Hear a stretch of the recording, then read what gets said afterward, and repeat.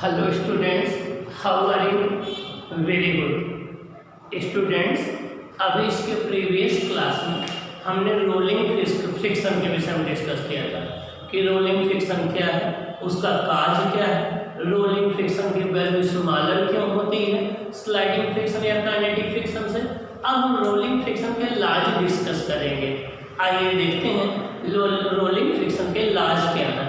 लाज of rolling friction. Okay, laws of rolling friction. तो experiment किया गया, एक्सपेरिमेंट करने पर जो रिजल्ट्स आए उन रिजल्ट्स के बेसिस पर देखिए क्या लॉज आए।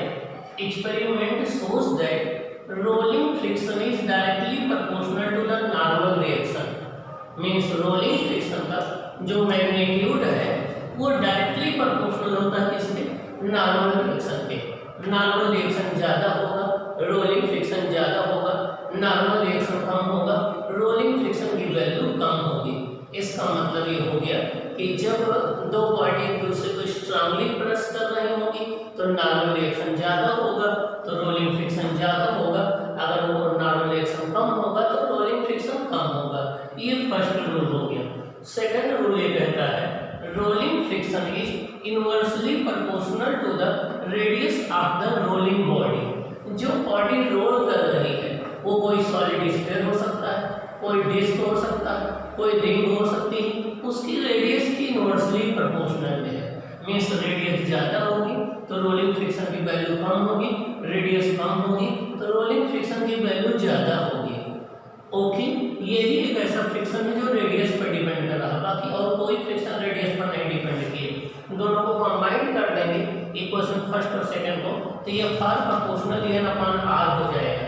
लेकिन याद रखना ये रूल केवल प्योर रोलिंग के लिए है जहाँ बॉडी स्लिपिंग ना कर रही हो, ना फॉरवर्ड स्लिपिंग हो रही हो ना बैकवर्ड स्लिपिंग हो रही हो, प्योर रोलिंग हो रही हो। जिनमें जितना रोटेशन हो रहा हो उतना ही ट्रांसलेशन हो रहा हो तो प्योर रोलिंग के केस में ही ये केस अप्लाई होगा, स्लिपिंग के केस में नहीं। अब यहाँ से यह r इक्वल टू हो जाएगा mu r into n upon r, जहाँ पर म्यू r एक प्रोपोर्शनलिटी कांस्टेंट है जिसे हम कोफिशिएंट ऑफ रोलिंग फ्रिक्शन कहते हैं। और इस म्यू r की वैल्यू देखिए दो बातों पर डिपेंड करेगी, एक तो रेडियस पर, एक नॉर्मल रिएक्शन फोर्स पर।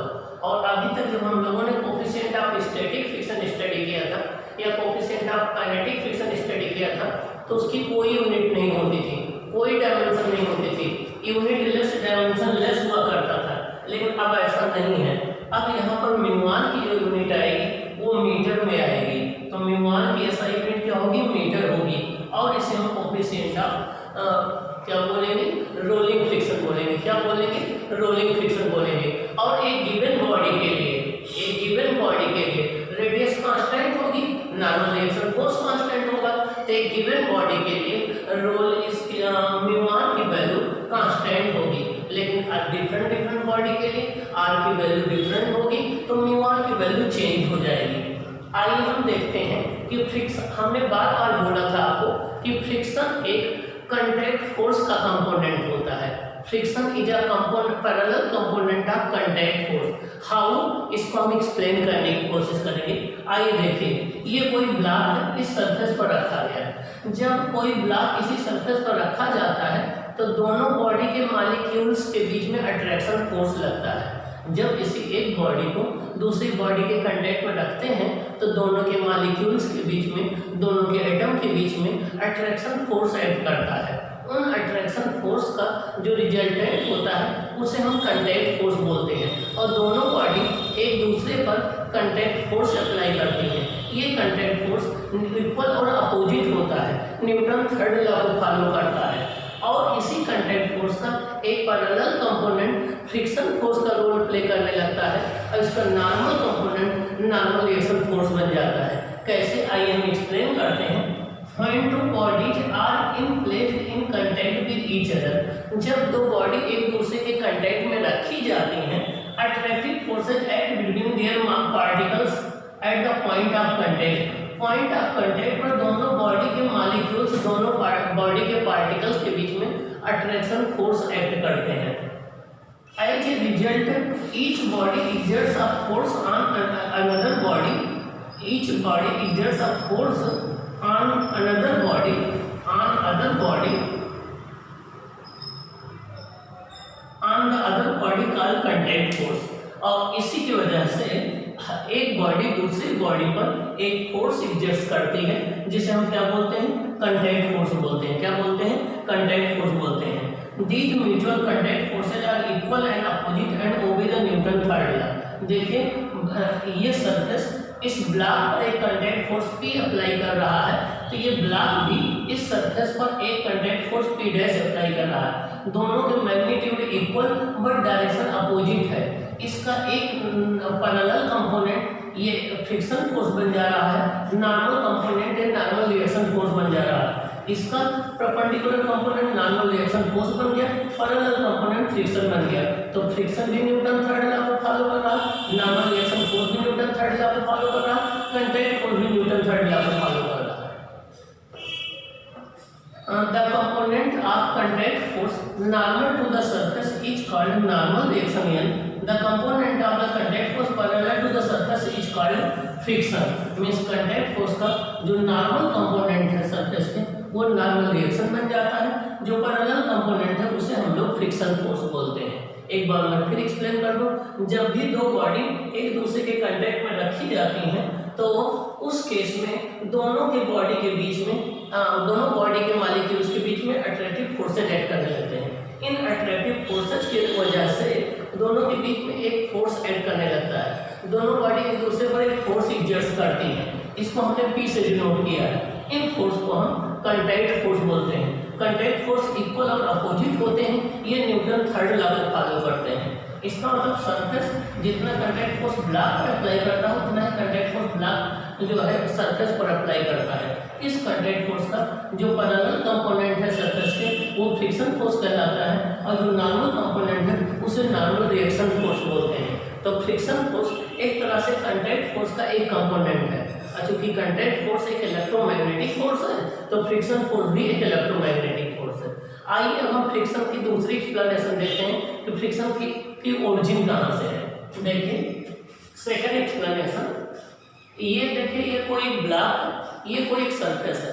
अगर आप ऐसे देखेंगे तो आपको लगेगा एरिया ऑफ कंटैक्ट ये है और दोनों सरफेस एक दूसरे को बड़े स्मूथ दिखेंगे, लेकिन अगर आप इसको माइक्रोस्कोपिकली देखेंगे तो देखिए ब्लॉक का सरफेस ऐसे जिग-जैग दिखेगा और ये सरफेस भी ऐसे जिग-जैग दिखेगा। बहुत सी हिल्स और वैलीज पाई जाएंगी। अब एक की हिल्स दूसरी की वैली में जाकर के फिट हो जाएगा, इंटरलॉकिंग हो जाएगी दोनों बॉडी की।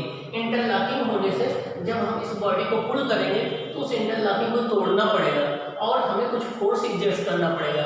इसी को हम कहेंगे फ्रिक्शन फोर्स, या हम कहेंगे फ्रिक्शन फोर्स इसी इंटरलॉकिंग की वजह से है। दूसरा एक्सप्लेनेशन देखिए, the force of friction is due to force of attraction between atoms and molecules up to surface at the actual point of contact. ऐसे तो लग रहा हमारा कितना एरिया ऑफ कांटेक्ट है, इसको अपरेंट एरिया ऑफ कांटेक्ट कहते हैं, लेकिन एक्चुअल में देखिए केवल ये पॉइंट, ये पॉइंट, ये पॉइंट, ये पॉइंट, ये पॉइंट, यही पॉइंट एक दूसरे के कांटेक्ट में आएंगे, तो ये एक्चुअल एरिया ऑफ कांटेक्ट है। तो actual area of contact very small है।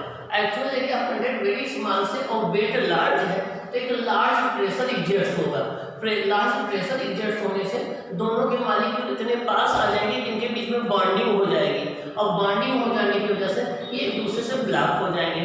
जब हम इस बॉडी को आगे मूव कराना चाहेंगे तो हमें इस बॉन्ड को तोड़ना पड़ेगा और एक मिनिमम हमें फोर्स अप्लाई करना पड़ेगा, तब ये बॉडी चलेगी। और इसी बॉन्डिंग की वजह से जो फोर्स एग्जर्ट होगा जिसे हम बोलेंगे फ्रिक्शन फोर्स। एक बार बॉन्डिंग टूट जाएगी फिर बॉडी चलती रहेगी, फिर उतना टाइम नहीं मिल पाएगा कि बॉन्डिंग हो जाए। इसलिए जो है बॉडी को पहली बार मूव करना डिफिकल्ट होता है, लेकिन एक बार मूव कर जाए तो आसानी से वो चलती रहती है। साइकिल के ऊपर पैडल मार करके एक बार स्टार्ट करना मुश्किल होता है, एक बार चल जाए तो पैडल मारते रहिए वो आसानी से चलती जाती है, क्योंकि एक बार ये इंटरलॉकिंग टूट जाती है तो फिर बॉडी चलती है, इतना टाइम नहीं मिल पाता कि कंप्लीट इंटरलॉकिंग हो पाए। इसलिए स्मॉल फोर्स अप्लाई करके हम बॉडी को मूव करते रहते हैं। ठीक, तो आइए देखें, due to the surface irregularity, actual area of contact is very smaller than the apparent area of contact। इनके बीच में irregularity होने के कारण, ups and downs, hills and valleys होने के कारण जो एक्चुअल एरिया ऑफ कांटेक्ट होता है ये अपरेंट एरिया ऑफ कांटेक्ट से वेरी स्मॉल होता है। Okay, so pressure at the point of contact are very high, इसलिए कि एक्चुअल पॉइंट ऑफ कंटेक्ट पर प्रेशर वेरी हाई हो जाता है। So molecules come very close to each other and bonds are formed between the two surface in contact, और in contact point पर दोनों surface के बीच में एक मॉलिक्यूलर बॉन्ड बन जाते हैं, बॉन्डिंग बन जाती है। अब उस बॉन्डिंग को तोड़ करके इस बॉडी को आगे हम चला सकते हैं। तो देखिए क्या होता है आगे जब बॉन्डिंग को तोड़ना पड़ता है तो अब देखिए one body pulled over the other, जब हम इस बॉडी को इसके ऊपर पुल करते हैं तो उनका बॉन्ड ब्रेक, ये जो बॉन्ड बने हैं दोनों के मॉलिक्यूल के बीच में ये ब्रेक होते हैं। जब हम एक बॉडी को दूसरे बॉडी के ऊपर पुल करते हैं तो जो बॉन्ड बने हैं उनकी ब्रेकिंग होती है and new bonds are formed, और नए बॉन्ड बनते हैं and the body is a little deformed, body थोड़ी डिफॉर्म्ड होती है, बॉडी थोड़ी डिफॉर्म्ड होती है। The local deformation sends vibration waves into the body, ये लगातार बॉन्ड के टूटने और बनने से एक वाइब्रेशन वेव बनती है जो बॉडी में अंदर मूव करती है।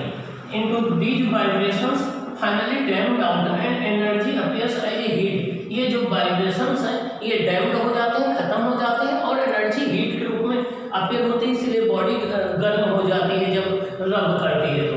Hence a force is needed to start और मेंटेन द मोशन, इसीलिए हमें बॉडी के मोशन को मेंटेन रखने के लिए या स्टार्ट रखने के लिए हमें एक फोर्स अप्लाई करना पड़ता है और यही फोर्स ऑफ फ्रिक्शन का कारण है। एक बार मैं फिर बता दूं, जब एक बॉडी दूसरी बॉडी के कांटेक्ट में आती है तो देखने में तो apparent area of contact very large होता है, दोनों सर्फेस बड़े स्मूथ होते हैं, लेकिन माइक्रोस्कोपिकली अगर हम देखें तो दोनों में बहुत सी इरेगुलरिटीज पाई जाती हैं, हिल्स और वैलीज पाई जाती हैं। एक हिल दूसरी की वैली में आकर के इंटरलॉकिंग हो जाती है, तो इन हिल और वैलीज की वजह से जो एक्चुअल एरिया ऑफ कांटेक्ट वो वेरी स्मॉल होता है और बॉडी का वेट लार्ज होने से एक लार्ज प्रेशर एग्जर्ट होता है इन पॉइंट पर। उन प्रेशर की वजह से दोनों के मॉलिक्यूल्स बहुत पास आ जाते हैं, इनके बीच में बॉन्ड बन जाते हैं। अब जब हम इस बॉडी को इसके ऊपर खींचना चाहते हैं, पुल करना चाहते हैं, तो वो बॉन्ड ब्रेक होते हैं, नए बॉन्ड बनते हैं, बॉडी स्लाइटली डिफॉर्म होती है और इस तरीके से बॉन्ड के बनने और टूटने से एक वाइब्रेशन वेव बनती है और वो वाइब्रेशन वेव थोड़ी देर बाद खत्म हो जाती है, उससे हीट प्रोड्यूस होती है और बॉडी जो है और बॉडी को पुल करने के लिए, मेंटेन करने के लिए हमें एक फोर्स अप्लाई करना पड़ता है, इसी को हम फ्रिक्शन बोलते हैं। ओके, तो ये रहा ओरिजिन ऑफ द फ्रिक्शन कि फ्रिक्शन कैसे प्रोड्यूस होता है, फ्रिक्शन के ओरिजिन का क्या कारण है। तो फ्रिक्शन के ओरिजिन का यही कारण है, बॉन्ड का बनना, बॉन्ड का टूटना, वाइब्रेशंस वेव का बनना, बॉडी का डिफॉर्म होना, ये इसका रीजन है।